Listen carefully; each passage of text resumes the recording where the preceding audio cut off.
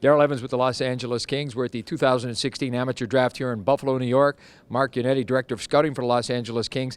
Night one of the draft here tonight. The Kings don't have any picks in the first round, so what's going through the Kings staff right now? What are they talking about tonight?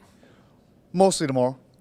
Scenarios, obviously, we have to see. It's more not the players that go, but the trades that could potentially happen that could affect the second round. That would probably be the biggest interest to us and biggest impact for tomorrow, because at 51, as history has shown, we don't stand pat.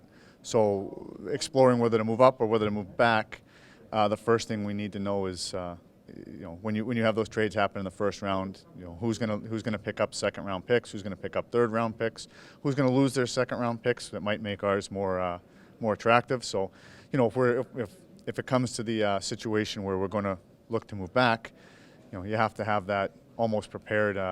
So you need to look and see who ends up with a dearth of picks and who ends up, who might be a trading partner.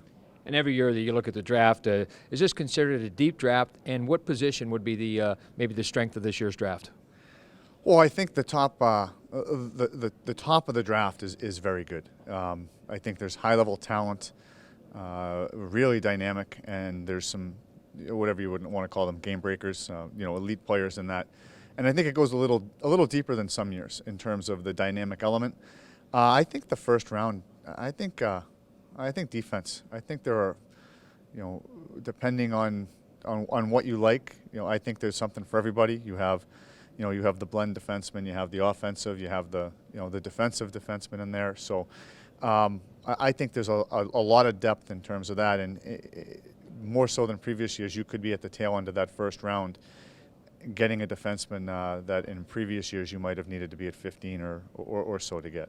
When you look at it globally, where are the players? Where's the strength? Is there any country that is dominating with a lot of good young talent this year? I mean, it's always Canada. I mean, you look, the OHL was good. The WHL was solid. The Quebec League might have been down a little, but they've been really high the last few years. I guess Austin Matthews count as European, or is he? They're taking all our players. No, I think it's fairly well spread. Obviously, with the perceived top three picks, there's three guys that played in Europe, but I think it's fairly well spread out in that, especially in terms of the first 30 or 40 picks. If you look at countries outside of North America, what country would you say has probably made the most headway over the last number of years in creating young talent? It's funny. It does change. This year it's Finland, obviously, but I'd have to have the chart in front of me. But Sweden had two years where they had a high-level guys and a lot of guys picked in the first. I don't know that anybody's making headway, but I think it's similar to Canada. 1 year it's the O, 1 year it's the WHL, 1 year it's Quebec. I think 1 year it's Finland, 1 year it's Sweden.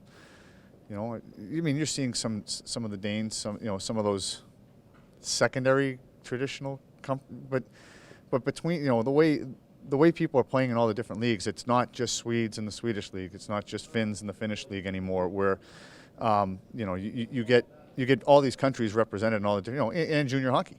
So. I think it's almost an amalgamation of maybe different nationalities in non-traditional areas